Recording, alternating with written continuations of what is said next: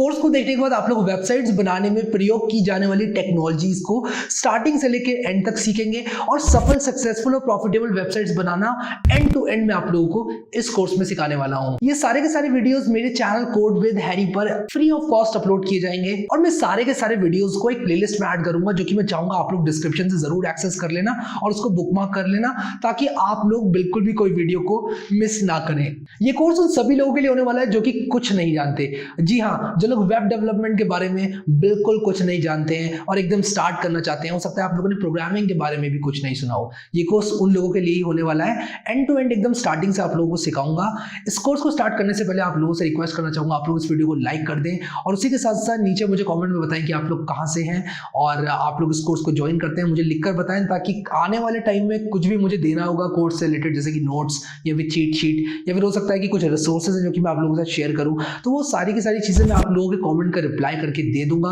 तो अगर आप लोगों ने अभी तक नीचे कमेंट नहीं किया है तो अपना नाम और आप लोग कहां से जरूर कमेंट कर देना, ये बहुत ज्यादा इंपॉर्टेंट है। वो लोग जो कि ऑलरेडी वेबसाइट्स बना रहे हैं और जो लोग अभी काम कर रहे हैं HTML, जावास्क्रिप्ट और CSS में, उन लोगों से मैं कहना चाहूंगा कि आप लोग भी इस कोर्स को देखें। स्टार्टिंग में आप लोगों को लग सकता है कि कुछ चीजें आप लोगों को आती हैं, बट 2-3-4 वीडियोस के बाद मैं इसको थोड़ा एडवांस लेवल पर धीरे धीरे प्रोग्रेस करूंगा और वहां पर आप लोगों को कुछ बेस्ट प्रैक्टिसेस, कुछ कॉमन मिस्टेक्स जो कि लोगों को यूज करनी चाहिए, कुछ नए टूल्स जो कि आ गए हैं जो कि लोग बिल्कुल यूज नहीं करते हैं, पुराने जमाने की टेक्निक्स यूज करते हैं, उन सारी चीजों को पॉइंट आउट करते हुए मैं आप लोगों को आगे लेकर जाऊंगा।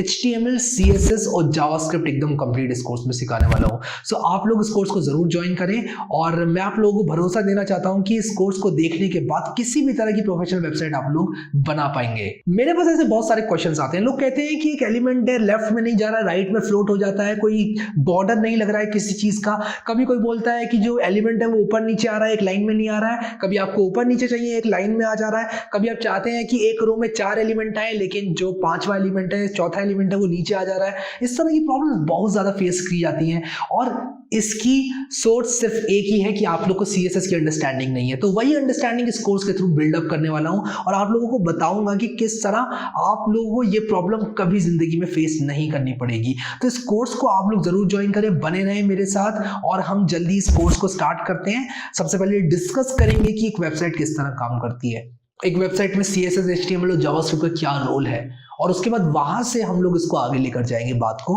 और आगे ले जाकर आप लोगों को समझाऊंगा कि किस तरह आप लोग एक सफल वेबसाइट बना सकते हैं। हम लोग बिल्डअप करेंगे, IDE इंस्टॉल करेंगे, सब कुछ करने वाले हैं इस कोर्स में।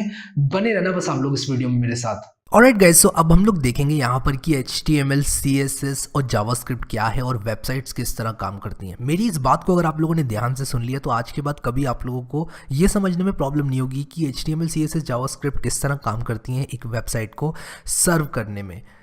अब यहाँ पर अगर आप लोग आए हैं, ये कोर्स देख रहे हैं और आप लोग वेबसाइट बनाना सीखना चाहते हैं, तो आप लोगों को ये तो मालूम होगा कि किसी भी एक वेबसाइट को बनाने के लिए HTML जो है वो ज़रूरी है। अगर आप एक वेबसाइट बनाना चाहते हैं तो ये मस्ट है, इसके बिना काम नहीं चलेगा। लेकिन ये और ये भी उतनी ही ज़रूरी है। और CSS और जावास्क्रिप्ट क्या करती हैं? CSS ब्यूटी को ऐड करती है और जावास्क्रिप्ट ब्रेन को ऐड करती है। तो हमारी वेबसाइट बन जाती है ब्यूटी विद ब्रेन। अब आप लोग कहेंगे अरे भाई क्या बोल रहे हो ये ब्यूटी विद ब्रेन, तो मैं इस चीज़ को समझाऊंगा बहुत जल्दी। तो यहाँ पर मैं ब्रेन लिख देता हूँ और ये हो गई हमारी ब्यूटी। यानी कि HTML तो मस्ट है, ये तो बॉडी है। अगर बॉडी ही नहीं होगी, शरीर ही नहीं होगा तो क्या कैसे काम चलेगा? फिर उसके बाद खूबसूरती यानी कि कपड़े, मेकअप, वो सब चीज़ें जो होती हैं वो होता है हमारा CSS। फिर जावास्क्रिप्ट होता है दिमाग यानी कि ब्रेन, कि क्या आपकी वेबसाइट करती है। नहीं आया समझ में? कोई बात नहीं, हम लोग एक बहुत अच्छी एनालॉजी देखने वाले हैं। यहाँ पर एक कार की एनालॉजी देखने वाले हैं। ये कार आप लोग देख रहे हैं, बहुत ही धमाकेदार गाड़ी है। और ये गाड़ी क्या है कि इसमें बॉडी है। तो जब इसको बनाया होगा तो इसकी सबसे पहले मेटालिक बॉडी होगी। मैं यहाँ पर लिख देता हूँ मेटालिक बॉडी, यानी कि इसका शरीर, यानी कि जो भी मेटल से मिलकर बनी हुई है सिर्फ वो खड़ा होगा और इसके अंदर कुछ नहीं होगा, क्योंकि एज अ फर्स्ट स्टेप इसको बनाया होगा, इसके मुखड़े को बनाया होगा, इसके लोहे को बनाया होगा, इसके ऊपर जो यहाँ पर ये शीशे लगे हुए हैं, ये टुकड़े हैं, इन सबको बनाया होगा बिना ये सोचे कि इसके पहियों को क्या डिज़ाइन देना है, इसकी पहियों में कौन सा कलर करना है। उसी के साथ साथ जो डिज़ाइन हमारा यहाँ पर है बना हुआ, आगे जो हेडलाइट में कितनी बड़ी हेडलाइट रखनी है, कितना गोला करना है, इसको कितना दूर रखना है शीशे से, वो सब चीज़ें जो है वो डिज़ाइनिंग में आती हैं। सबसे पहले इसकी बॉडी बनी होगी, एक मेटल का टुकड़ा पूरा लगाकर बनाया होगा, और उसके बाद इसमें हमने खूबसूरती ऐड करने के लिए कलर वगैरह ये सब लगाया होगा। तो नंबर 2 पे आता है खूबसूरती, यानी कि कलर, और उसके बाद आपका डिज़ाइन, जो आपके डिज़ाइंस बने हुए हैं, जो कट किया हुआ है यहाँ पर, तो मैं यहाँ पर डिज़ाइंस लिख देता हूँ। और उसी के साथ साथ यहाँ पर आपका ये जो व्हील है, इसमें ये जो डिज़ाइन बना हुआ है इस तरह से, जो एक्सटर्नल यहाँ पर मेटल वगैरह लगाया हुआ है, जो भी लगाया हुआ है, एलॉय व्हील्स वगैरह दिए हुए हैं, वो सब, तो वो सारी चीज़ें यहाँ पर आ जाती हैं। और मैं यहाँ पर डेकर्स लिख देता हूँ, यानी कि इसको सजावट का सामान इसमें लगाया गया है ताकि ये और अच्छी दिखे।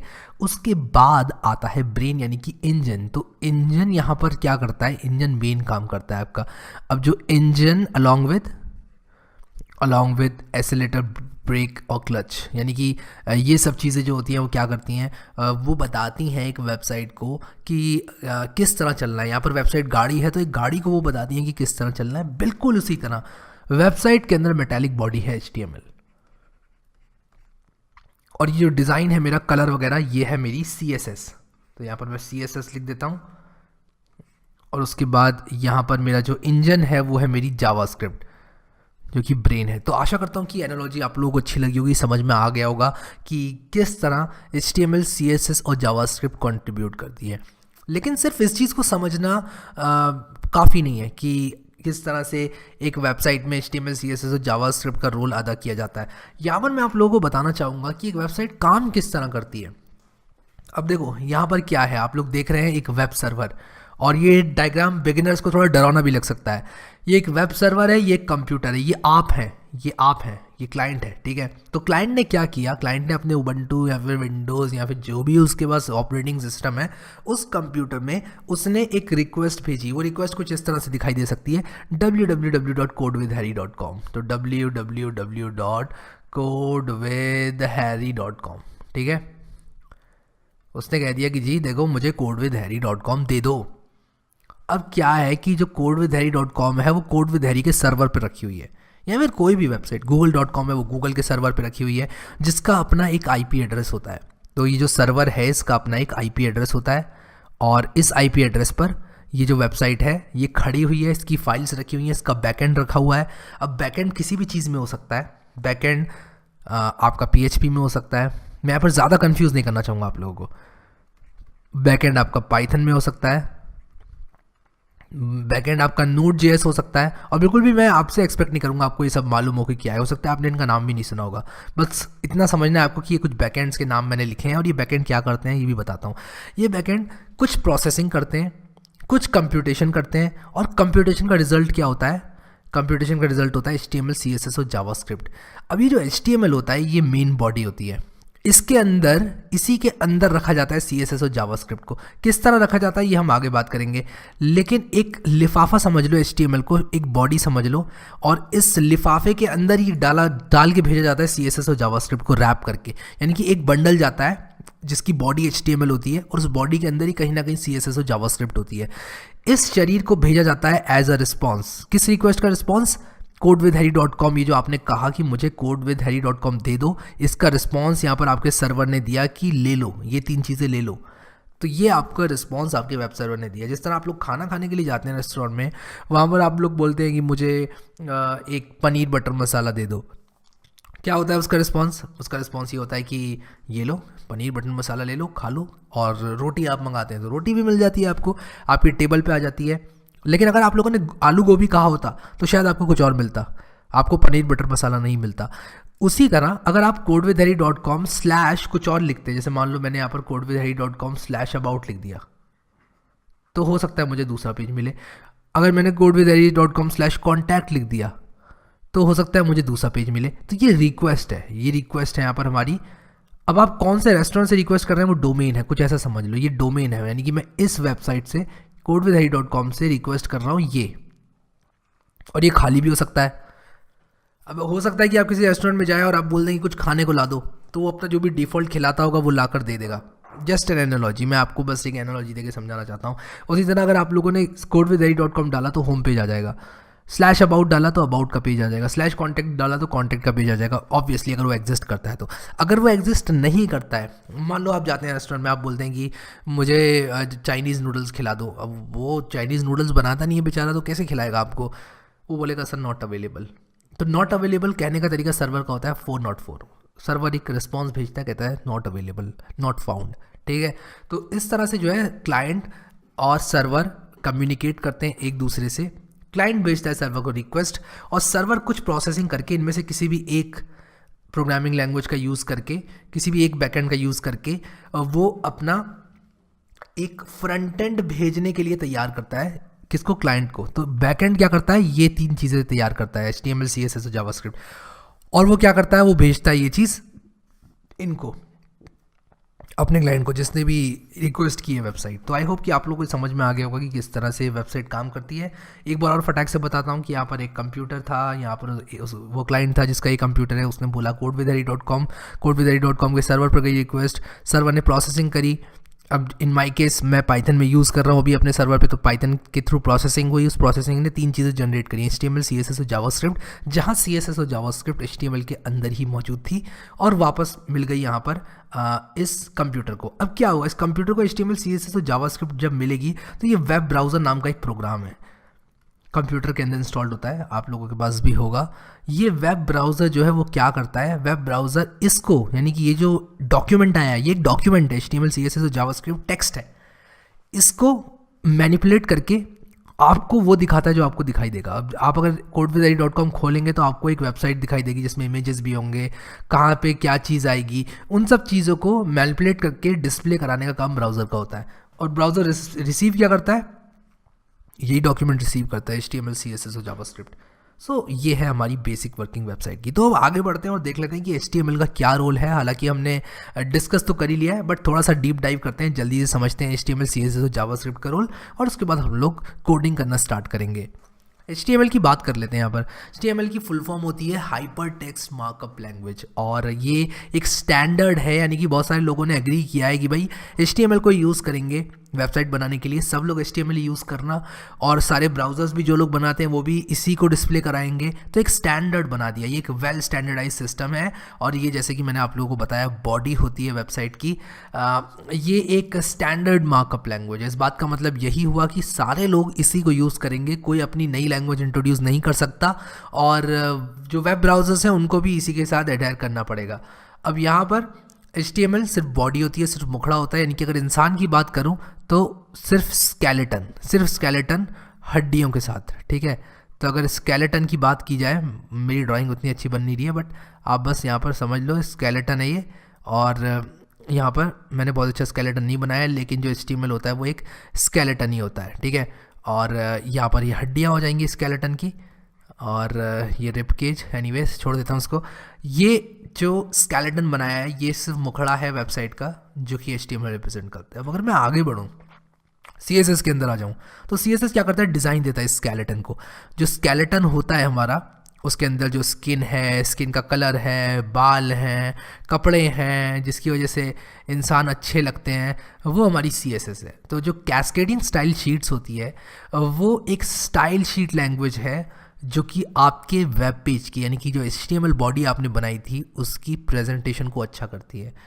कौन से एलिमेंट का क्या कलर होना चाहिए, कौन से एलिमेंट का क्या बैकग्राउंड कलर होना चाहिए, कौन सा एलिमेंट लेफ्ट में फ्लोट करेगा, कौन सा एलिमेंट जो है वो टॉप में जाएगा, कौन सा एलिमेंट अपने अंदर कितनी दूरी रखेगा, कितनी मार्जिन रखेगा, कितनी पैडिंग रखेगा, उसका बॉर्डर का कलर क्या होगा, ये सारी चीज़ें CSS तय करता है। और हम देखेंगे आगे इसको किस तरह यूज़ करना है, और ये हमारी वेबसाइट को ब्यूटीफुल और मॉडर्न लुकिंग बनाता है। तो जितने भी एनिमेशंस वगैरह और ये सब चीज़ें आप देखते हैं, ये CSS की मदद से ही आप लोग अचीव कर पाते हैं।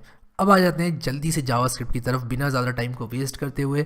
और जावास्क्रिप्ट होती है ब्रेन, यानी कि दिमाग। जो आपका वेबसाइट है उसकी जो ब्रेन है, जो उसकी सोचने की एबिलिटी है, वो कहलाती है जावास्क्रिप्ट। जैसे कि एक इंसान है, अगर वो वाइज डिसीजंस ले रहा है तो वो जावास्क्रिप्ट की वजह से ही वाइज डिसीजंस ले पा रहा है। तो मान लो एक इंसान कह रहा है लेट्स गो देयर, तो वो सोच पा रहा है, यानी कि वो जावास्क्रिप्ट है। अब मैंने आपको इंसान के टर्म्स में HTML और CSS तो बता दी। HTML बॉडी है और जो CSS है वो उसका जो डिज़ाइन है, उसके लुक्स हैं वो है। जावास्क्रिप्ट उसका दिमाग है, उसका ब्रेन है कि कहाँ जाना है, कब जाना है, कैसे जाना है, वो सारी चीज़ें जिस तरह से वो डिसाइड करता है वो है। ठीक है, बढ़िया।